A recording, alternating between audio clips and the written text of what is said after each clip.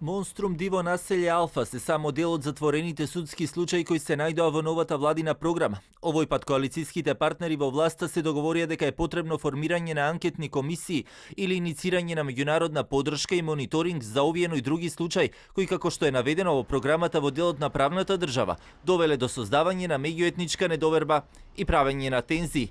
Иако во јавноста досега неколку пати имаше дебата и јавна расправа по однос на овие прашања во краток телефонски разговор за телевизија 24, универзитетскиот професор Гордан Калајџиев пак на ова гледа како коалицијски владин договор кој не ги зема во предвид препораките на експертите и познавачите на овие прашања кои досега неколку пати вели се изјаснија дека ова води кон, како што рече, политизирање на судството.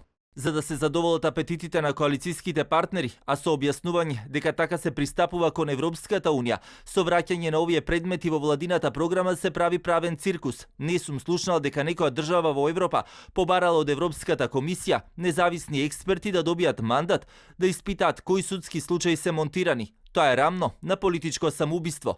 Домашната експертска јавност, но и познавачите на овие прашања на јавна дебата и расправа го отфрлија сето ова, бидејќи се прави политизација на судството. Ако не го прифаќаат мислењето на фелата која ги познава овие прашања, тогаш зошто воопшто ја консултираат?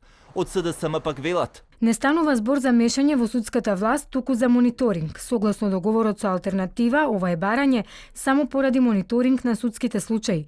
Инаку и во моментов има мониторинг на 20 случаи на висока корупција, на барање на опозицијата, односно на ВМРО ДПМНЕ.